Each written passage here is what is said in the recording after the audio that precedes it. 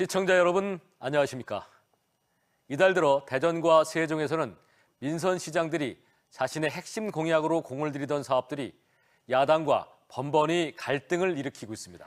추석 연휴 기간에 잠잠해지는가 했더니 연휴가 끝난 뒤 지역 국회의원까지 가세해 더욱 확산하는 모습을 보여 여야 간의 충돌은 한층 거세질 전망입니다. 김철진 기자입니다. 오는 23일 출범을 앞두고 있던 세종국제정원 도시박람회 조직위원회 사무실. 지난 10일 세종시 의회에서 관련 예산안이 전액 삭감되며 30명 규모의 조직위 인력 파견은 물론 사무실 인테리어 등 모든 업무가 멈춰섰습니다. 이런 가운데 세종시는 정원박람회 조직위 예산 14억 100만 원 등 2차 추경안을 일부 수정한 3차 추경안을 시의회에 다시 제출했습니다.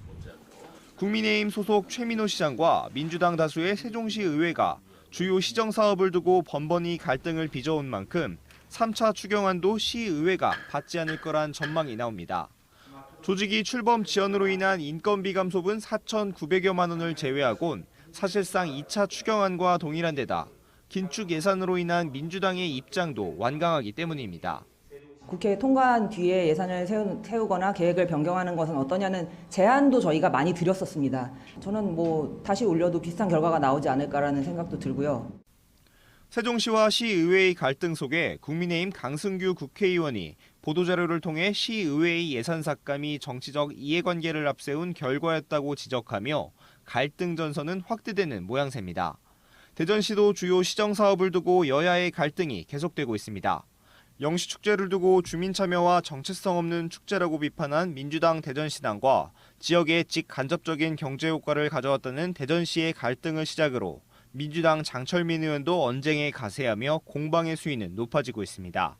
또 민주당과 환경단체 등이 환경훼손이라고 지적해 빨간불이 켜진 보물산 프로젝트 추진에 대해 오히려 대전시가 사업 추진 속도를 높이겠다고 밝히면서 지역 정가의 정쟁도 더욱 가열될 전망입니다.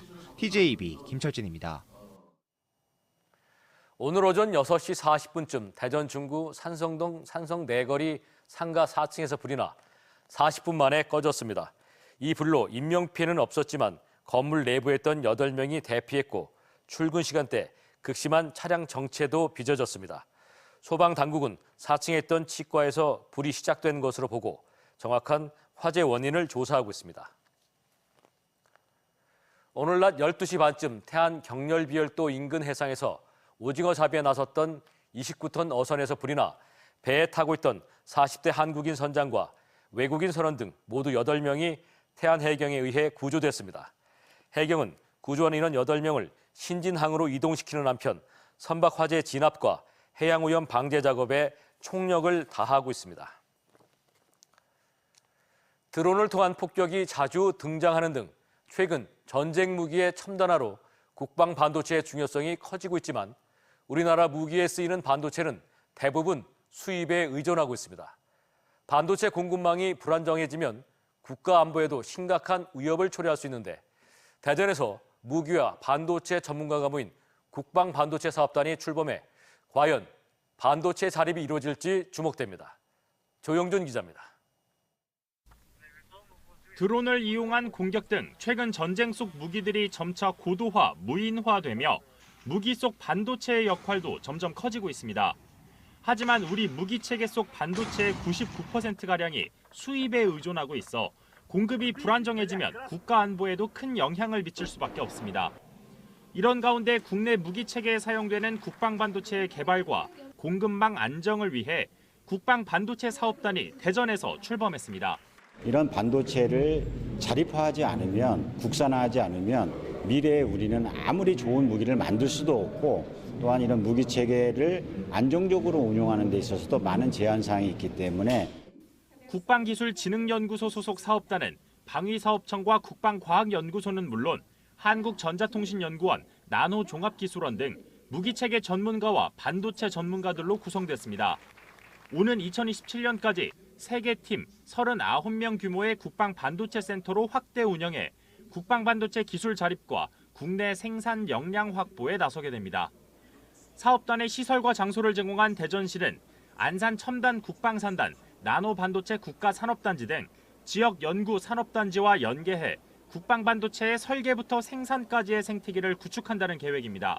유도무기에 들어가는 핵심 국방 반도체를 대전에다가 생태계를 구축하는데 대전에 있는 모든 출연연구소 또 국방과학연구소를 포함한 대전광역시가 힘을 모아서 연구 역량이 밀집한 대전에서 국방반도체 생태계가 완성되기 위해선 관련 기업들의 유입이 필요한 상황.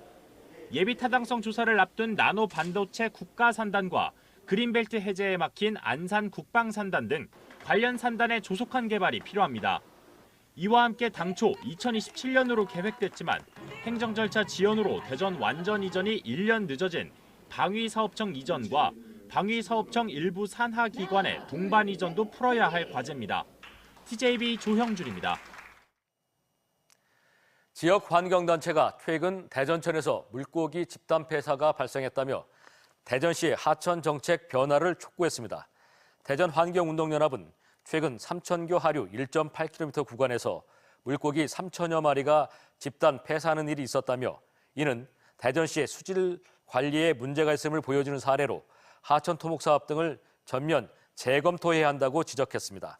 반면 대전시는 무더운 날씨에 소나기까지 내리며 지면의 오염물질이 하천으로 유입돼 물속 산소가 부족해 일어난 일로 추정하고 있습니다. 6경기 무패의 상승세를 이어가는 대전 하나시티즌이 이번 주 일요일 저녁 대전 홈 경기에서 전북과의 맞대결을 벌입니다. 9위인 대전과 12위인 전북은 승점 1점 차이로 강등을 피하기 위한 뜨거운 한판 승부가 예상됩니다. 전유진 기자입니다. 경기 종료가 얼마 남지 않은 팽팽한 동점 상황. 대전의 김현욱 선수가 수비수의 압박도 제치고 혼자 공을 몰고 가더니 그대로 상대의 골망을 흔들어 버립니다. 뒤이어 귀여운 세레모니까지. 이 결승골로 대전 하나시티즌은 20년 만에 서울 원정승을 따내고 최근 6경기 무패 기록을 이어갔습니다. 선수들도 팀 분위기가 후끈 달아올랐다고 입을 모읍니다. 지금 훈련장에서부터 선수들이 모두 다 경기에 출전하고 싶어 할 정도로 지금 의욕이 넘치고 있고요. 감독님, 코칭 스태프분들도 많이 노력해 주시고 신경 써주셔서 분위기는 항상 좋은 것 같습니다. 확실한 상승세를 탄 리그 9위 대전은 이번 주 일요일 저녁 7시 대전 월드컵 경기장에서 12인 전북과 만나 외나무 다리 위 결전을 치릅니다. 각각 최근 6경기, 4경기 무패 행진을 이어가는 상승세 두 팀의 맞대결이라 팬들의 관심이 모입니다. 전북 원정팬 4,500여 명이 찾아올 것으로 예상되는 가운데 이에 맞서 대전 홈팬들도 경기장을 찾아 맞불 응원전을 펼칠 예정입니다. 좀 선수들이 더 힘내서 좀 뛸 수 있도록 그리고 뭐 플래그 응원이라든지 아니면 다른 응원 좀 도구들을 좀 활용해서 평소보다 더 좀 열띤 응원을 좀 준비하고 있습니다. 하나시티즌 상승세의 중심에는 마사가 있습니다. 일보드로 갔다가 여름에 돌아온 이후 3골 3도움을 기록하며 거의 모든 경기에서 제 역할을 톡톡히 해주고 있습니다. 많은 활동량과 그리고 그런 투지 넘치는 플레이를 보여주면서 상대 수비수들을 굉장히 괴롭히는 역할을 해주는 선수가 바로 마사 선수입니다.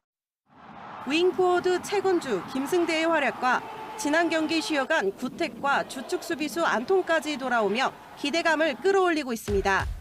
두 팀의 승점 차는 단 1점. 경기에서 질 경우 강등권이 될 수 있고 반대로 이길 경우 1부 리그 잔류 가능성이 커져 사활을 건 경기가 펼쳐질 전망입니다. TJB 전유진입니다.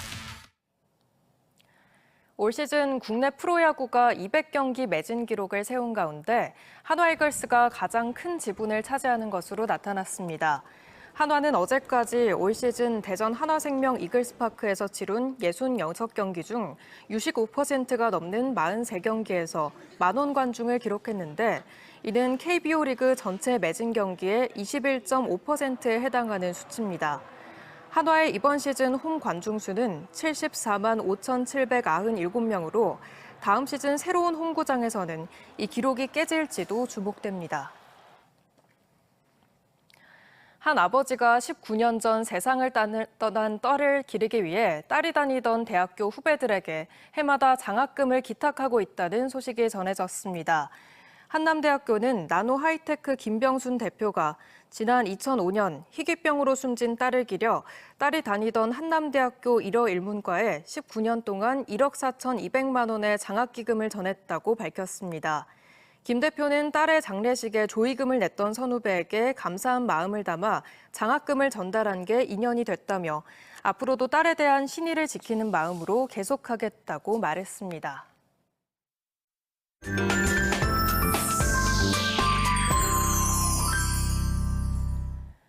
비가 내리면서 가을이 성큼 다가왔습니다. 지역 곳곳에선 전시를 통한 마음 치유를 주제로 다양한 전시회가 열리고 있는데 그림을 감상하면서 현실의 아픔을 이겨내고 나만의 이상향으로 떠나보시는 건 어떨까요? 아트앤컬처에서 박범식 기자가 전해드립니다. 꽃을 한아름 품은 달 항아리가 행복한 미소를 짓고 마주본 달 항아리들이 서로에게 미소를 보냅니다. 유화의 따뜻한 질감과 탕아리라는 동양적 소재를 접목해 동서양의 조화를 사파로 표현한 작품들입니다. 유년 시절 작가의 아버지가 늘 가고 싶다던 이상형인 달을 표현한 작품. 작품을 감상하다 보면 아픔과 슬픔은 어느새 사라지고 마음의 안식을 찾습니다. 달의 기분을 주제로 한 홍빛나 작가의 개인전이 11월 1일까지 대전 갤러리 숨에서 열립니다. 제 그림 안에 웃고 있는, 반짝 웃고 있는 이 달항아리를 보시면서 행복한 순간들을 기억하시고 또 그 순간들을 마음에 품으시는 상태로 그림을 감상하셨으면 좋겠습니다. 분홍빛의 코끼리와 파랑새, 화려한 꽃들까지 현실에서 본 적 없는 생명체들이 한데에 어우러져 조화를 이룹니다. 파스텔 톤의 화사하고 강렬한 색채와 분홍빛의 비현실적인 색채는 현실의 감각 대신 희망과 위안을 선사합니다. 꿈꾸는 산책을 주제로 한 이선 작가 개인전이 오늘 28일까지 대전 아트 컨티뉴 갤러리에서 열립니다. 이 숲의 전경을 통해 현실을 잠시 잊고 우리 모두가 꿈꾸는 이상향의 세계로 안내하고 있는데요. 이 색으로부터 오는 행복감과 편안함 그리고 치유의 감정까지 느껴보시기 바랍니다. 전국 유일의 특수영상 영화제인 대전 특수영상영화제가 대전 원더신과 카이스트 일대에서 모레까지 열립니다. 카이스트에서 열리는 시상식에는 배우 하정우와 최진영, 남지현 등이 수상자 명단에 이름을 올렸습니다. TJB 박범식입니다. 어제 지역 교사 노조 등이 대전의 한 초등학교 학교 운영위원회 위원이 교권을 침해했다며 규탄 집회를 개최한 가운데 해당 위원 측에서 일부 사실이 다르다고 입장을 밝혔습니다.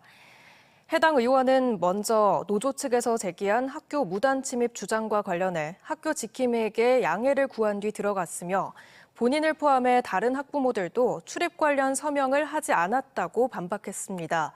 이어 학교장을 통해 본인이 느낀 모욕감에 대해서만 사과를 요청했을 뿐 직접 학교를 찾아가 사과를 강요하거나 먼저 전화한 적도 없다고 주장했습니다. 오늘 오후 2시 35분쯤 서천군 서천읍 구암리의 한 단독주택에서 1톤짜리 LPG 가스가 누출됐습니다.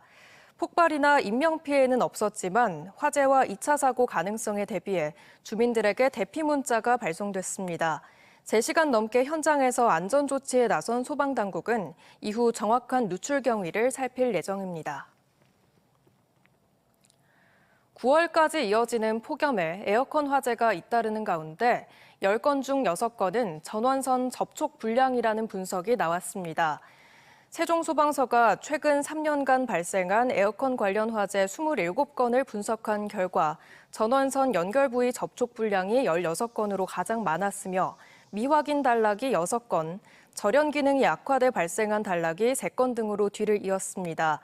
소방당국은 화재 예방을 위해 전원선 연결 부위에 압축 슬리브를 사용하거나 냉매 배관과 전원선을 분리 설치할 것을 당부했습니다.